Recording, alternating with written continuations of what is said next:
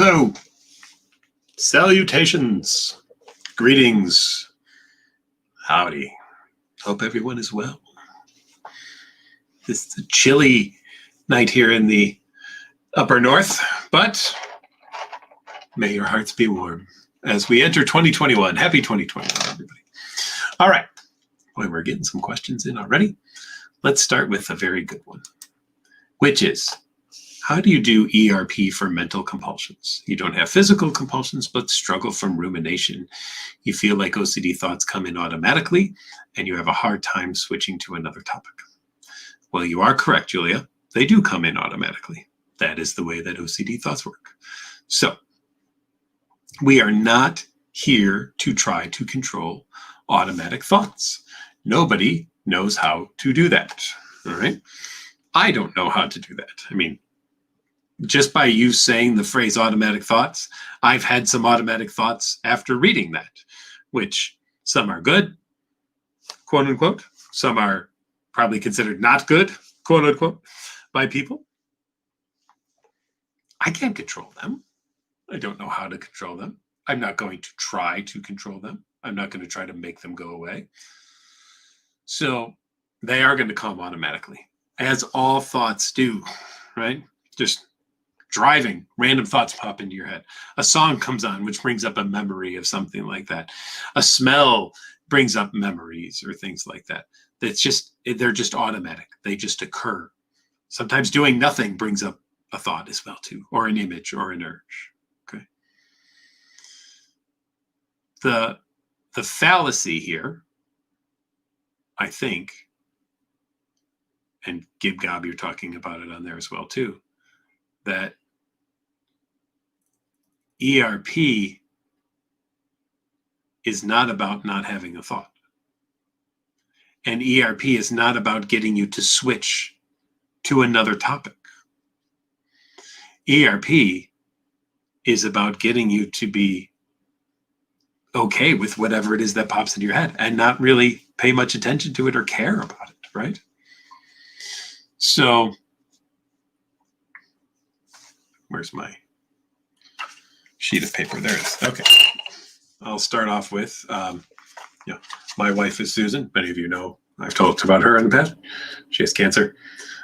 I hope Susan dies tonight, and there's a 666 on it. I wrote that the other day when I was working with a patient who was worried about an intrusive thought. So I wrote that one down. I've had it here on my desk ever since. It's going to stay on my desk for quite a while. And I've let all of you know about the fact that I have that sitting here on my desk. So I wrote down an automatic thought. It is now facing me. It's right there. It's facing me as we speak. And guess what? Not going to do anything to undo it. And guess what? It's going to have no impact on tonight's webinar for me whatsoever. And do you know why it's going to have no impact on tonight's webinar for me whatsoever? Because it's a thought. And I don't care about it. I don't have to pay any attention to it. I don't have to believe that it's real or true. I don't in any way have to give it any power whatsoever. And I know that by having it there, it does nothing to me and it does nothing to her at all. So I will be not at all bothered by whatever the intrusive thought is of the moment. You know why? Because that's all that they are. All that they are intrusive thoughts or images or urges, and they need to have no attention paid whatsoever. And that's why we do exposure and response prevention to automatic thoughts. Not to switch to another topic, but to do a couple of things. Maybe for some people to recognize that it's an OCD thought. But my concern on that always is that if we say it's just an OCD thought, that can become a compulsion over time. So that might be where we start, but it's not where we're going to end.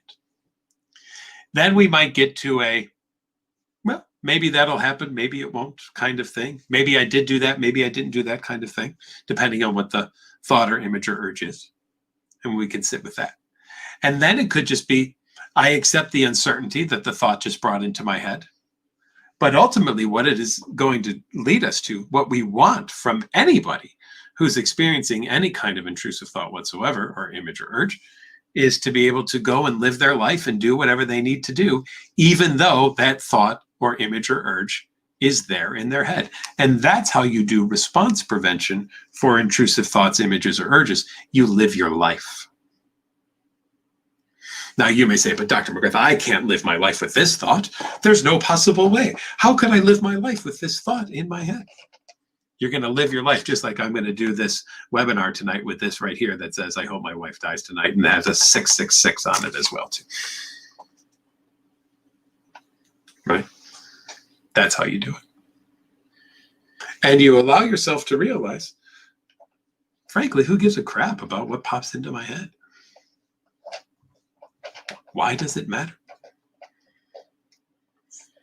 Oh, but this is wrong. Or this is bad. I shouldn't think this. Who says anybody shouldn't think anything? Right? Frankly, I don't care what most anybody thinks. I much more care about the actions people do. But I know that just because we have a thought doesn't mean it's an action. In fact, we have a whole phrase for that in psychology. We call it thought-action fusion, the belief that thinking something is just as bad as doing something. This is very often why people are afraid of intrusive thoughts, because they hold on to this very ridiculous type of notion that a thought is just as bad as an action. Thinking something is just as bad as doing something. Well, if I think about running outside and burning down my neighbor's house, is that as bad, actually, as burning down their house? I mean, what's going to get me arrested? Thinking about burning down their house or burning down their house? Now, you might say, well, no one would do an action without a thought. I don't know that that's actually true, but because, if you're at a horror film and you're watching the screen and suddenly somebody jumps out with a knife, you don't first think, oh, there's a knife. I wonder how I should react to it. Oh, I guess I should be scared. Ah! No, you just jump automatically, right? So you don't actually have to have a thought to have an action, number one.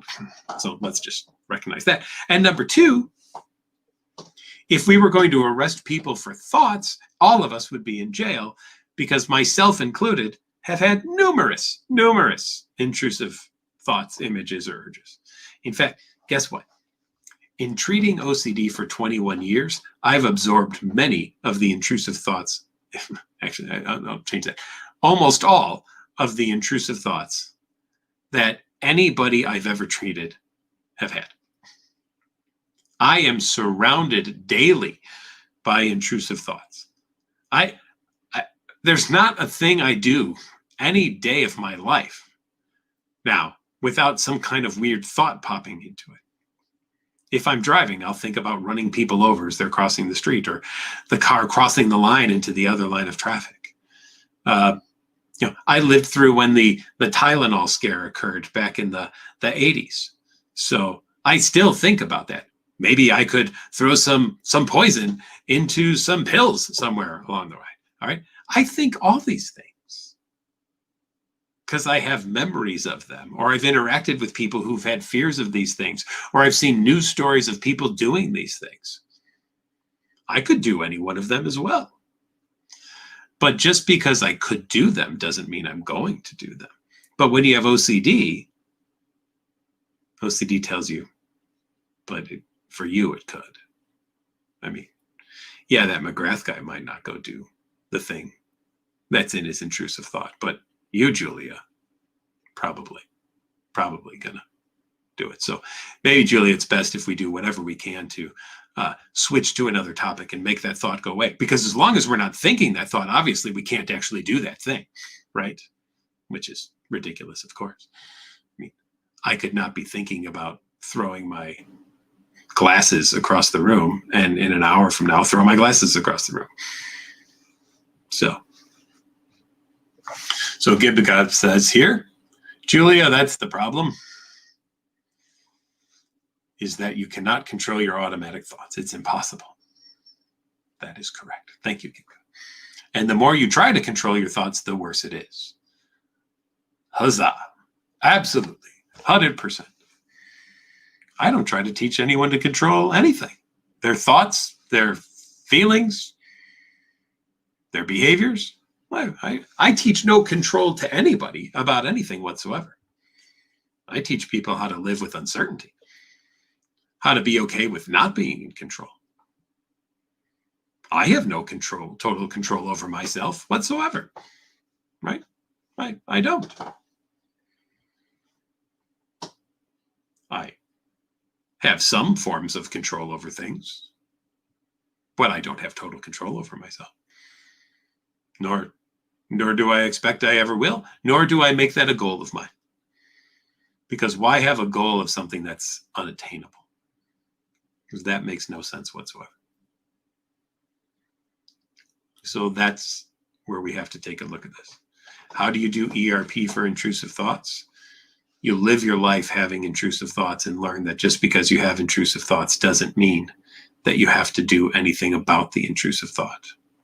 You allow yourself to recognize the intrusive thought will either fade away, or even if it's there, it has no interference in your life whatsoever. Unless you give it the opportunity to interfere with your life, then it's going to have a ton of interference in your life. That's how you help challenge OCD, intrusive thoughts or images or urges. Okay. Sue says, I suffer from harm OCD and I'm thinking of someone and suddenly a word die occurs in my mind. I don't want anyone to die. To neutralize these thoughts, I need to wash my hands and everything. I touched at the same time I had the thought. Here we go. And I do not know what to do. I'm already doing ERP and resisting my compulsions, but after several days, I still have weird feelings and I feel like I have to clean everything. Otherwise, the thought will come true. Well, Susan, in case you missed it, there's my I hope my wife dies tonight thought that I've written out with a 666 on it, and I'm not doing a darn thing about it. And I also feel absolutely no guilt, shame, or anything whatsoever. You know why? Because I'm willing to accept the fact that writing something, thinking something, saying something has no effect on how things occur in the world like that. If it does, then you, Susus, have superpowers. You, Susus, are a mutant, and you have the ability to kill people with your thoughts. Now, it's interesting that you can stop your thoughts from killing people by washing your hands. But hey, you know, we've all got our kryptonite as well, too. So if the ability to end your superpower is hand washing, then that's what it is. But you have to identify yourself right now, Susus, as a superhuman, as a mutant whose thoughts can harm people.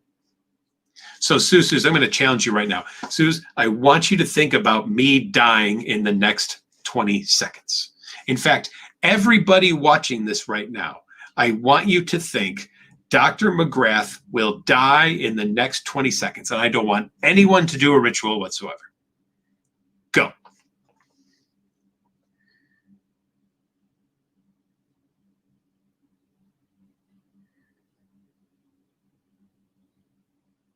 Ten more seconds.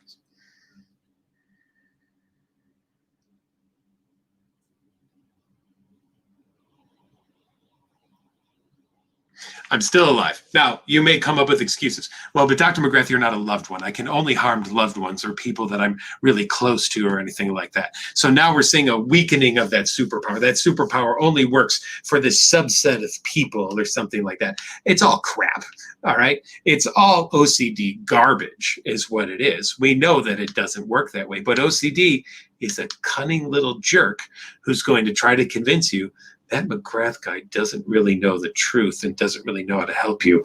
And he doesn't realize that you really could kill the people that you love the most if you don't go wash your hands. Now, hopefully when we say it out loud, it starts to sound ridiculous. And that's one thing I love to do with people who have OCD is to show them by thinking and saying these things out loud the absolute ridiculousness of the obsessive compulsive disorder. That's what I want people to start to recognize. Susus, if you are able to actually kill people with your thoughts, the US government will hire you as a hitman. They will pay you $1 million a day. They will give you one name every day to think of and not wash your hands. That person will die, likely a leader that they hate in some other country. And once they're dead, they will pay you $1 million. And then they will ask you to come back the next day and to do the same, because they have probably a laundry list of people across the world that they think are bad to the US. And they will just have you come in every day and kill one person with your thoughts on a daily basis. Okay? That's how it will work. Master 101 says you suffer from a trans or sexual orientation type of OCD, even though you're having less intrusive thoughts, but you feel physically weird. What should I do? Feel physically weird. Go ahead. Just feel physically weird. That's fine. There's not a darn thing wrong with feeling physically weird. In fact, embrace the feeling of physical weirdness and recognize that you can handle that, because now if the thoughts and some of the images, maybe your urges, are less intrusive, OCD is going to say, darn, well, he got me there. Oh, but wait, or she got me there. Wait a minute. Now we can get them to feel weird. So now if we get them to feel weird, maybe then they'll pull up on that one. So now let's work on the feeling weird thing. It's just another OCD twist that needs no attention whatsoever, just like the intrusive thoughts, images, or urges. And remember that, everyone, when you're thinking of these questions and everything, this used to bother me, but now it's this. It's just another OCD trick saying, oh, darn, they got me on that one. Let's try something else. OCD is just throwing darts at the board, hoping something's going to stick. Ooh, got that one to stick. Okay, good. Now we'll focus. Oh, they're not bothered by that one. Crap. All right, throw some more darts. Let's see. Oh, got that one to stick. Damn, not about that. And that's what's going to keep happening until you realize all of it's OCD and none of it needs to have any attention paid to it whatsoever. Gibga has a hard time not ruminating about the solution and treatment to OCD. The rumination never stops. It's likely genetic if it starts at 7 years old. So, hard time ruminating about the solution and treatment to OCD. I'm wondering if there is a solution to OCD, right? I mean, I guess we could say the solution to helping people with OCD we have is exposure and response prevention, and potentially some medication as well too for people. But maybe what's happening here is OCD's taken over treatment, right? And OCD will do that. And it's a way for OCD to screw with treatment by taking over treatment. So OCD may look like it's surrendering a little bit. Say, oh, okay, fine, I get you, fine. All right, so you want to get rid of me. Okay, well, I surrender. I get it. You want me gone. Okay, I'll accept that. But if you truly want me gone, just make sure you do treatment the exactly right way. And there OCD is. There's the grab, right? So now I'll screw with you for years about how you're actually going to make me go away by having to do treatment just right and figure it out exactly. Because how can you ever make OCD go away if you don't figure out exactly, right? You have to do OCD just right in order to figure it out exactly. And that's where OCD can catch you on the back end as well too.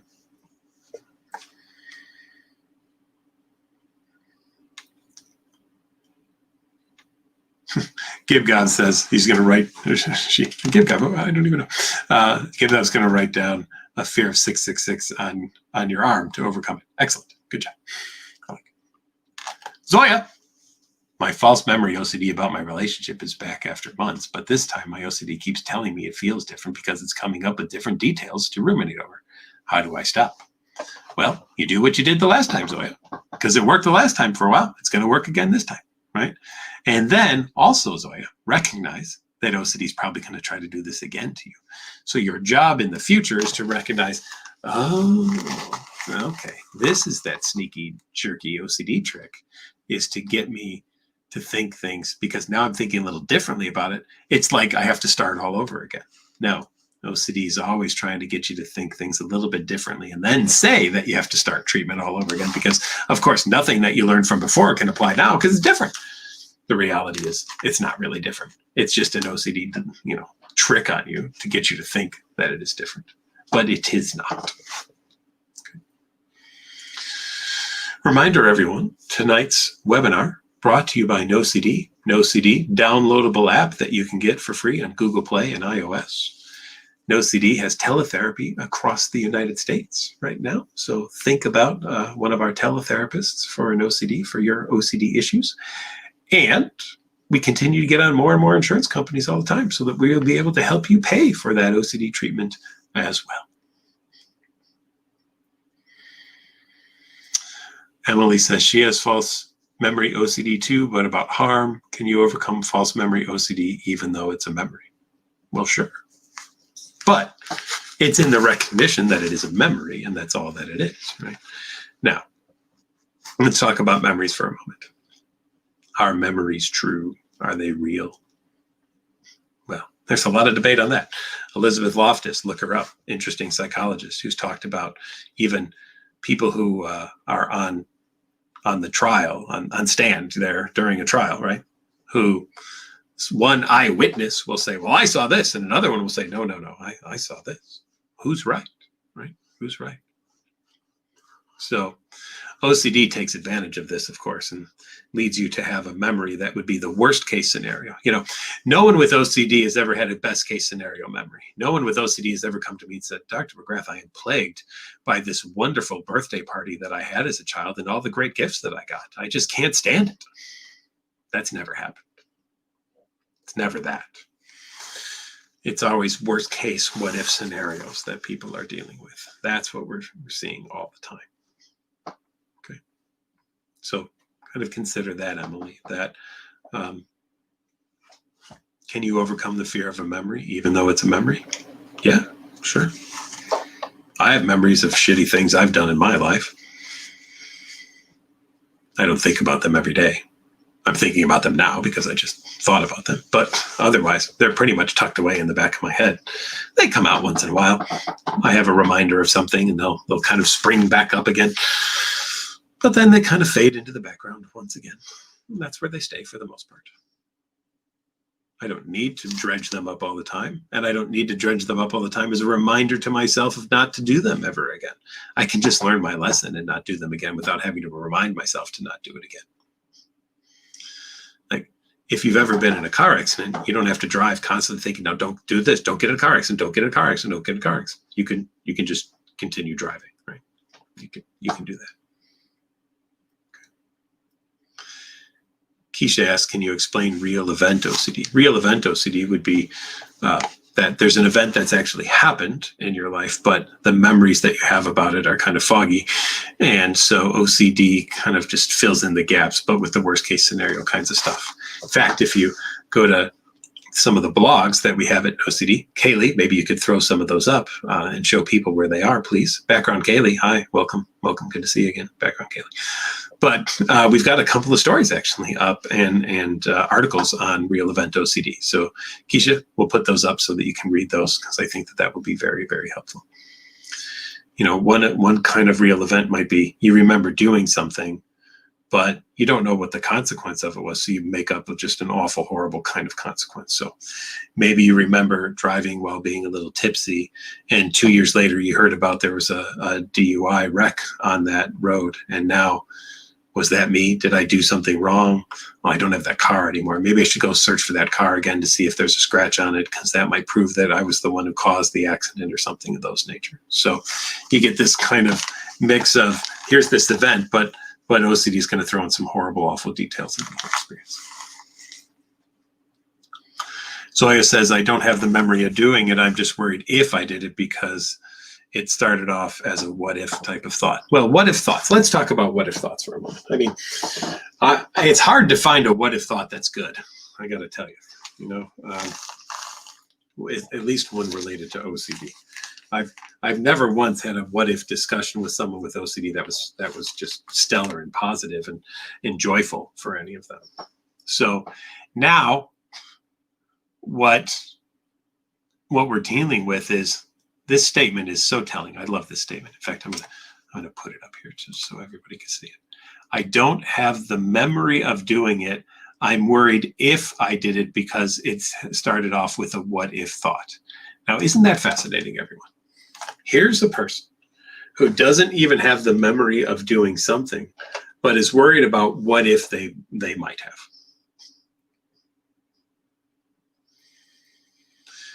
Well, I don't have the memory of going next door and putting cyanide in my neighbor's salt shaker, but what if I did? I'm wondering if I should leave this webinar right now, run next door, pound on the door, get them to open up so that I can run in and take the salt shaker out of their house and throw it in the pond behind my house. So no, I don't want to do that. It would kill all the fish. Maybe I should take the salt shaker out of the house and bury the salt shaker in the ground. No, that could contaminate the water table too. Oh my gosh, what do I do with all the cyanide now that I put in my neighbor's? Well, I think maybe what if I did? I don't even know if I did, but what if I did? And thinking what if I did probably means that I did do it, because it is a what if thought. And why would I ever have a what if thought if it didn't actually occur? Maybe I should just call 911 on myself to report myself to the police for all these bad things that I do all the time because of these what if thoughts. I mean, I would never have these what if thoughts if they weren't true. So I should probably just report myself for being the awful, horrible person that I am. Oh, I don't know how to handle this now. I mean, I'm torn because now I've had a what if thought about putting cyanide into my neighbor's salt shaker. Does that make it true? Why would I have that thought? And why that one? Why couldn't it have been anything else? Why did it have to be that specific one? And if it's that specific, does it make it even more true because it is so specific, generated against my neighbors, and it's specific about the salt shaker?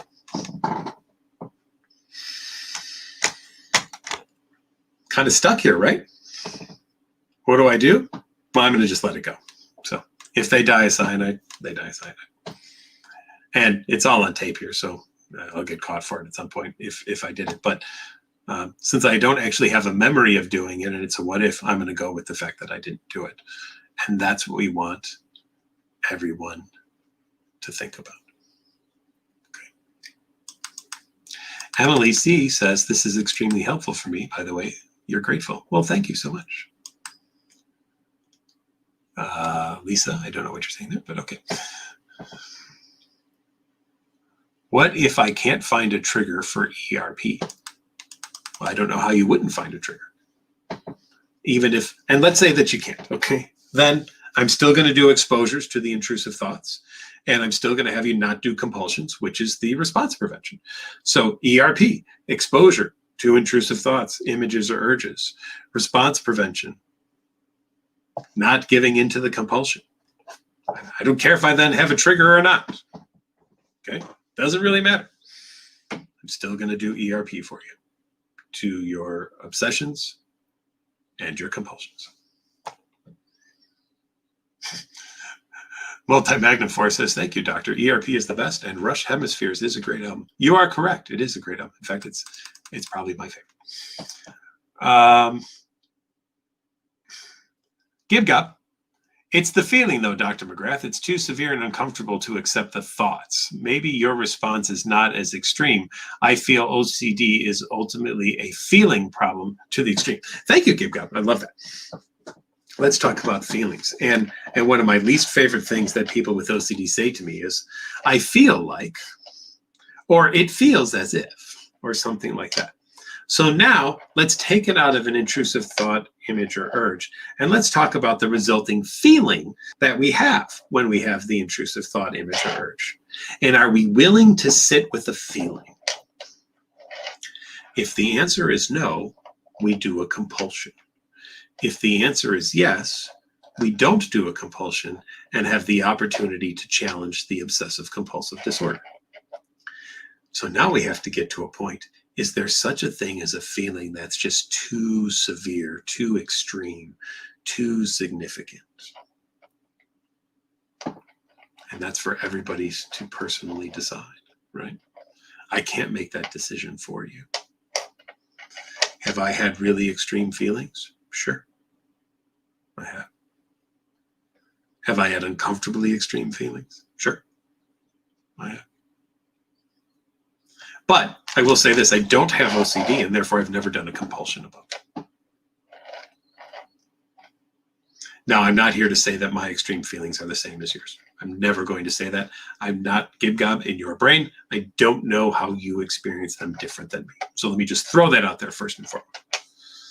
But what I do know is this. There are people all over the world who experience traumas and amazingly extreme things who don't have OCD, don't do compulsions, and overcome those things. So the best that I can surmise out of this whole experience is there is the ability to overcome very difficult, complex, even traumatic types of feelings without doing compulsions and without OCD having to be the thing that you need to get yourself through the experience. So it comes down to, are you willing to try that out? Or do you only believe the way through this is to use OCD and to do compulsions as a way to get you to be better? And again, I can't make that decision for you. You have to make that decision yourself. Okay. I would personally contend, as a therapist treating OCD for 21 years, there is no feeling that someone can't overcome. Because I've seen people overcome amazing quantities of discomfort and feelings. But I'm also not going to say, Gib-Gob, you might be the first person who has a feeling that is insurmountable. It could happen, right? I can't say that it won't. But I doubt it. I significantly doubt it. I'd lay money on my doubt as well. And what I often find for people with OCD is they lack the ability to believe in themselves that they can handle the things that other people handle. And they trick themselves into believing that the way they feel is worse than everybody else feels, even if other people were to have the same thought or image or urge, that somehow it would be fine for everyone else, but it's not fine for me. I can't handle it the way other people do. And that's what gets people stuck. That's what gets people caught up in the experience. Okay. Lisa says she's been working on ERP for OCD. Do I have any advice for what I call magical cross-contamination when I think that whenever I do laundry or take out trash, that my clothes get contaminated? Oh, yes, wonderful, great. Well, first of all, I'd have to ask a question. What's wrong with your clothes being contaminated? Why is that bad? And you might say, well, it feels icky or gross or something like that. Well, we'll have to do ERP to feeling icky or gross, number one. But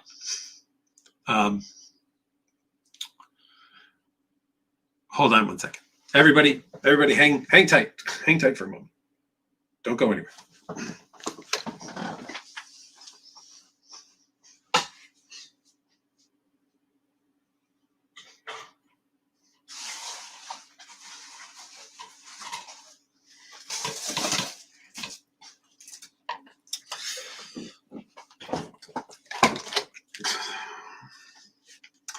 All right, Lisa, here's my garbage can. I'm just gonna do the session for a while, leaning on my garbage can like this. I'll even put my face right in there in the garbage can. I'm wondering now, Lisa, how contaminated I am and what I should do about the level of contamination that I'm experiencing right now with my hands in the garbage can, and it does have trash in there and all sorts of things. What should I do now, Lisa, that I am so amazingly contaminated with all of this garbage, and now I have my hands on my face and I have my face in the garbage can as well, because now I have experienced some contamination. In terms of laundry, I just put this shirt on right before I started this webinar. So it's clean. It came out of the laundry. It was hanging. So now I've got something that I've only had on for a little bit of time. And now I've got it dirty. So what's the danger that I'm in from this? And what is it that your OCD is telling you to be worried about? Because I'm wondering if I also should be worried about the same type of thing. And maybe I'm missing something that I should be fearful of.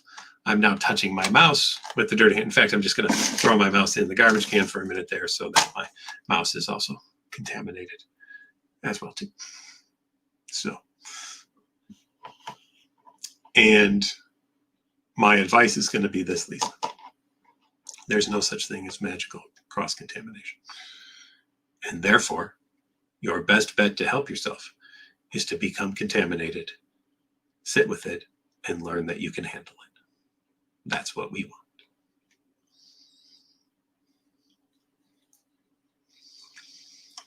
Oh, just jumped. Okay. Let me, sorry. Someone's, Kevin Fong. Dr. McGrath is fired up tonight. Yes. Well, thank you, Kevin. Yeah. Kevin's sitting here for a long time today, Kevin, doing all sorts of stuff. So yeah, I probably am a little feisty tonight, but that's okay. Let's see. Here we go. How do you stop the compulsion of imagining, fantasizing conversations with other people that you may have or never have when you're triggered or bored?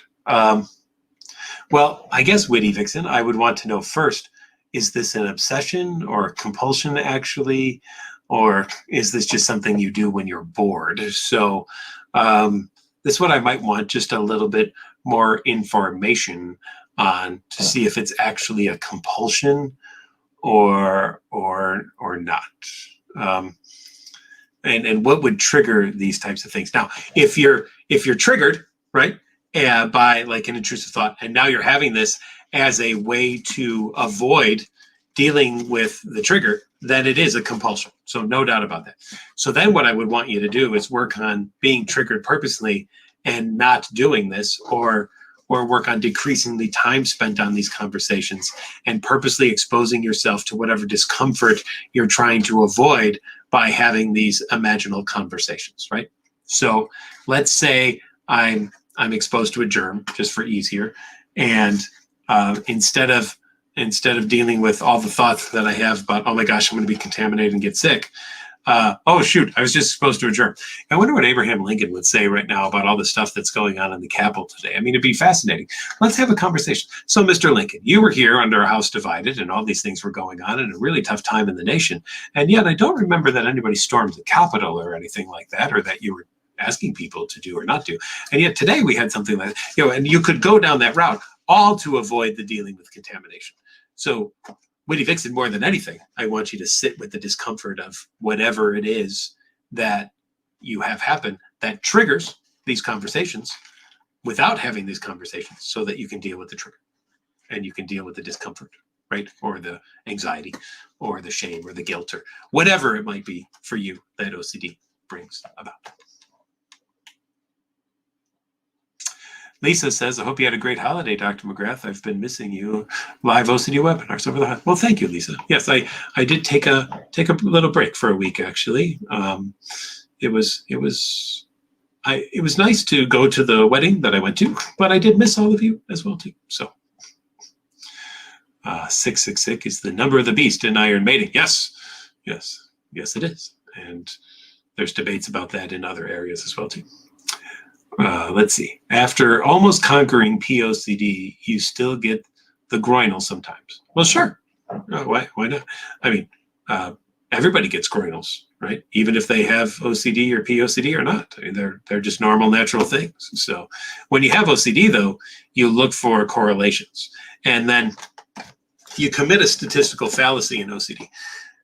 For those of us who went to graduate school and who took all sorts of statistics classes, we learned something. Correlation does not imply causation, right?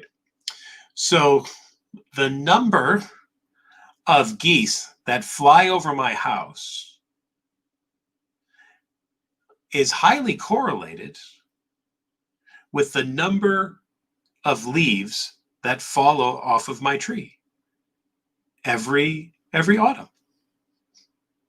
So, therefore, it must mean the geese cause the the leaves to fall off my tree from all the flapping and wind turbulence they create. And that is why the leaves fall off my tree. Solved, figured it out. Now know why leaves fall off trees up here in the north. It is because of all the geese that are flying over. Now, the correlation is huge. There are more geese flying over my house in the fall than any other time of the year that I've seen. And more leaves fall off of the trees around my house in the fall than any other time of the year. But just because there's an excellent correlation here does not mean that one causes the other. Yes, they both occur at the same time, but there doesn't have to be a causation there whatsoever. So will you have groinals? Sure. Will I have groinals? Absolutely. Does there have to be a cause or a reason? No. Will you have OCD and look for one? Yes. Will your OCD find one? Yes. Will it be the worst case scenario that the OCD can find? Yes. Will OCD get you to believe that's true? Yes. Will OCD beat you up for it? Yes. Will it lead you to want to do compulsions again? Yes. There you go. Is it normal to continue thinking about sexual intrusive thoughts once you've calmed down because you like the false attraction, but not the thought? Sure. I mean, everything's normal in OCD, right? I mean, there's nothing out of bounds of normal in OCD. So absolutely. Okay. Catlin, after listening to your talk about thought, urge of pushing people down the stairs and exposure for some of your clients when in public stairwells, I now have the thought of pushing people down the stairs. Wonderful, Catlin. Let's all think about the next time we're on the staircase, pushing everybody on the stairs down the stairs. That would be wonderful. I love it. Keep thinking. Love Lana says, at 10 or 11 years old, standing on the balcony with your siblings from your high-up hotel room, you were checking out the view and you got the freaky thought sense that you would probably push people. Well, wonderful. Yes, you could. Or some people would then have the thought of, well, what if I jump, right? So it could be harming to other people, but it could be harming to myself. So that's just how it works. That's what OCD does. Emily says, thank you for these live streams. They're helpful. Oh, thank you, Emily. That's great. Gib Gob says, you have an amazing perspective on us. Oh, thanks, Gib Gob. Love it. Oh, there's Love Lana's second part. It was the fear that you would jump. Scared the crap out of you, and it happened several times on that family trip. Well, of course it would. I mean, why wouldn't it? I mean, if it happens once and it scares the crap out of you, why wouldn't it happen again and again and again and again? So what's the best thing to do? And what I've done for people who have this fears, I take them to parking garages because they usually only have half walls. So we start on 1 and then 2, then 3 and 4, and we keep going. And the higher up we go, then we lean over and we lean over and we look down and we talk about, man, that would really hurt if we fell. Ooh, geez, probably break a couple of bones down there on that one. Maybe if we fell directly, we could hit that piece of cement over there. That'd really crack a skull problem if we did it that way. Let's lean over that spot to make sure that if we fall, we really get the full effect of it. That kind of stuff works out really nicely. Reminder once again, tonight sponsored by NoCD. Welcome to everyone to the NoCD weekly webinar, where you get to hear me talk to all my OCD minions out there in the world. Hello, everybody, about OCD and treatment and ERP and all sorts of fun, wonderful, great things. Sometimes we have special guests on as well, too, which is always a fun and exciting experience as well. OCD is a downloadable app that you can get from Google Play or iOS. Feel free to check it out. And remember, teletherapy through the OCD Teletherapy Network. So get that OCD app going. Hit that little button for a therapist. We'll set you up with a teletherapist here through OCD. Jasmine says you have distressing thoughts about when your boyfriend used to watch porn, that he thought about other women's, and you're scared that he will, even if he said he doesn't like it, and you have all these facts behind it. So, yeah, I mean, Here's the thing on something like that. OCD is going to take a look at any particular thing, and it's going to say, but what if? So in this case, Jasmine, what if you're not good enough for him, right? What if he likes somebody else better than you? What if somebody else is prettier than you? What if they perform in bed better than you? What if certain things are bigger or smaller on them than on you? That's what OCD is going to do. And then it's just going to cause you to think all these things about, oh my gosh, why would he have done this? What a horrible person. Can I be with him? How can I know that he loves me? How can I know that I'm good enough for him? What if we're not the right pair for each other? What if he was watching those things because that's what he really wants, but I'm not like that? How can I be like that? But I don't want to be like that. Blah, blah, blah, blah, blah, blah, blah.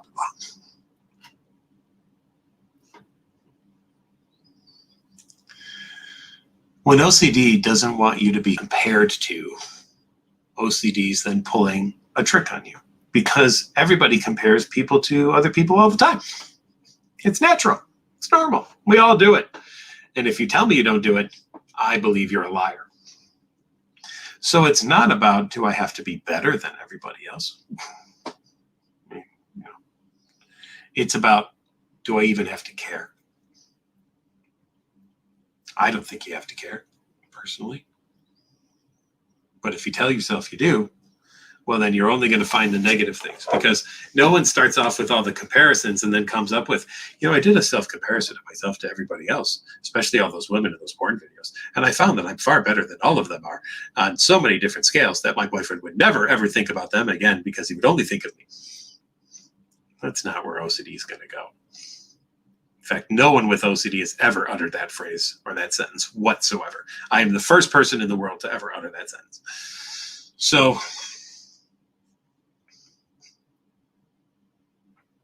we just have to sit with the fact that, hey, I can handle it. I can deal with it. I gotta put the glasses on, folks. I've been staring at this computer screen all day long. Eyes are starting to get a little fadey. All right, there you go. That's what happens when you're old like me. Mike Haley says, what do you know about OCD and autism? Background, Kaylee, if you could throw up the NoCD YouTube channel. Mike, we did an entire program earlier in 2020 about OCD and autism, and I would refer you to that, because there's just such an hour of great information on OCD and autism, and that's going to be your first best bet to start with. So, Mike, check that out for sure. Okay. All right. Let's see. Zoya. The only reason I got over it the last time was because I finally had a little moment where I was like, this is stupid. Yeah. And that happened again. So now you know. You can have intrusive thoughts. When you don't do them, you realize that they're kind of dumb. So that's great.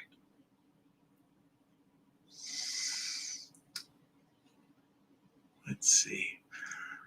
Oh, Mike Haley, you're going to NBI Ranch. Good. Tell everybody there hi. NBI is wonderful. We love NBI. Okay.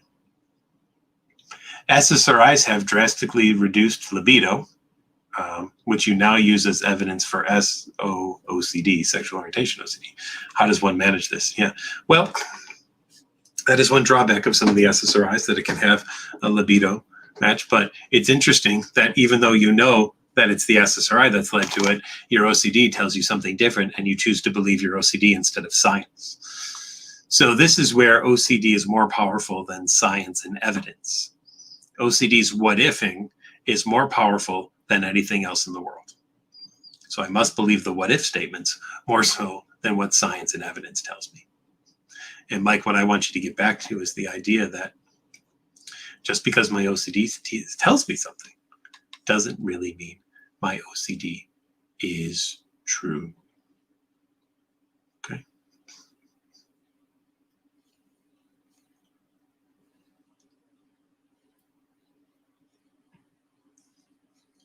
All right, let's see.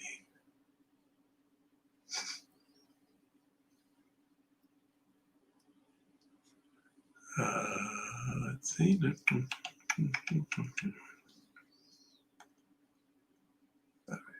Here's a new person.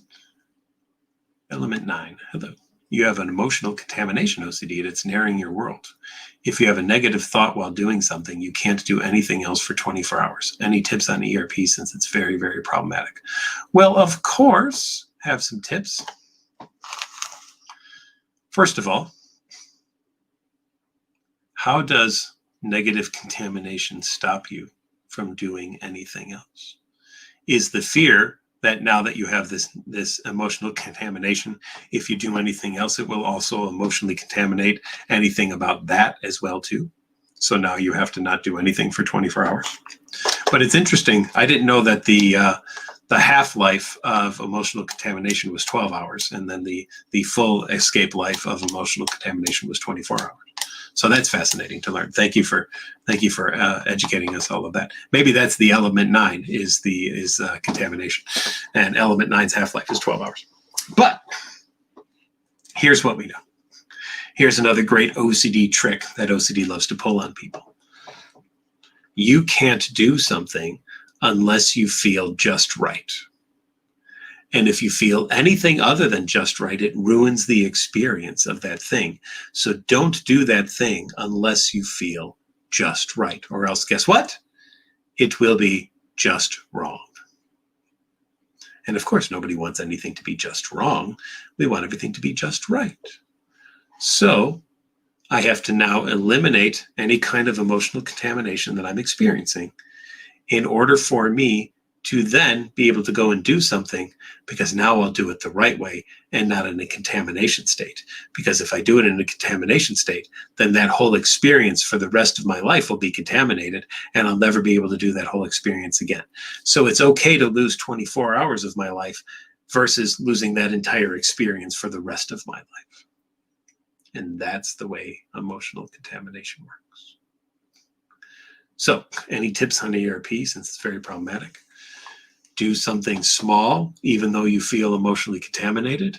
Learn that you can handle it, and then keep going and going and going with more and more things other than the small thing.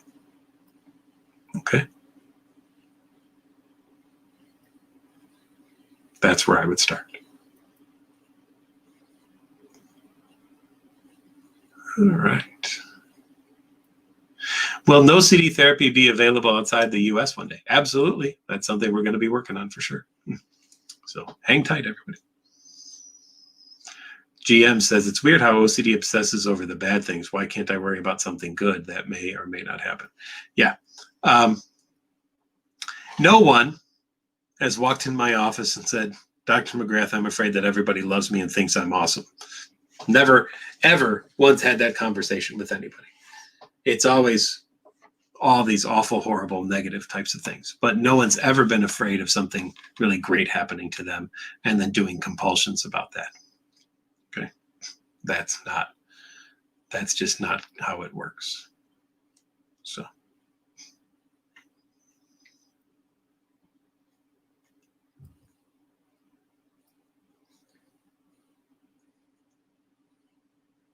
Why is it that when I see myself in the mirror, the first thought is disgust? I always like the way that I look. Well,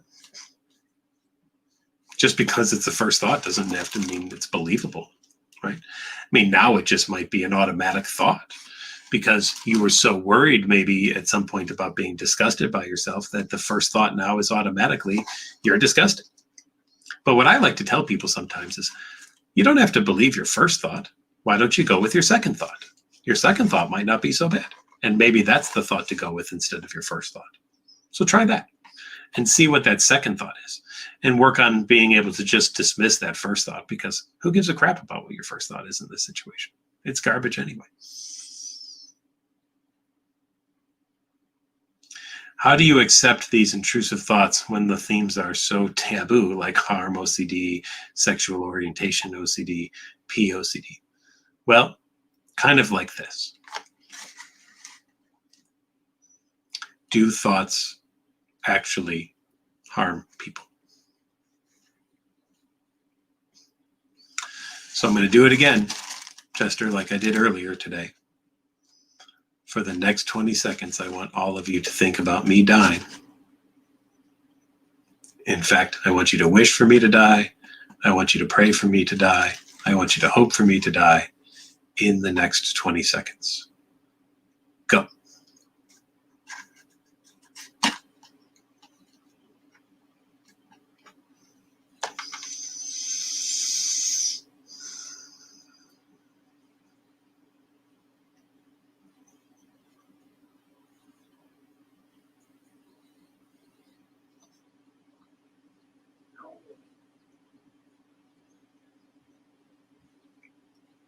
And I'm still alive.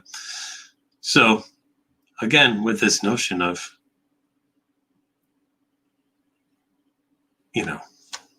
is there such a thing as a bad thought? And should I be ashamed about things that pop in my head? Well, if that's the case, then I need to be ashamed of all the things that pop in my head too, because I've treated so many people with OCD that now I myself experience many of the intrusive thoughts that people with OCD have. I have a different reaction to them than people with OCD do. I just think they're weird and I move on.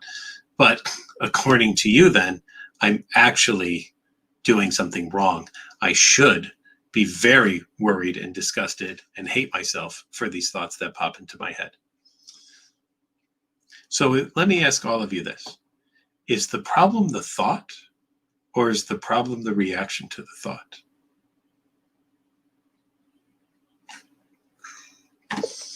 I don't think the thought's the problem, or the image or the urge. None whatsoever. The problem is the reaction. That's the problem.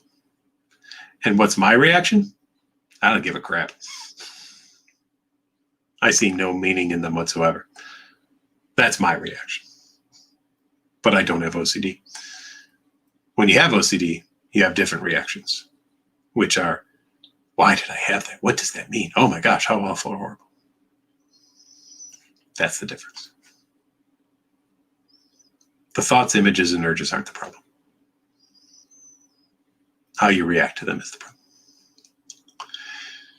GibGab says, what's my most confident answer to what causes OCD? Is it genetic? We talk about it as a diathesis stress model, meaning that there are potentially genetic links for OCD, but there are also environmental stressors needed to kick it off. If it was 100% genetic, identical twins would have a 100% rate of OCD across the board. They don't. It's about 65 to 70%. So what does that mean? Genetics plays a role. Hi, it looks like it. But there's an environmental issue as well, too. We also know that there are families that have no OCD anywhere in them, and they have a child who has OCD.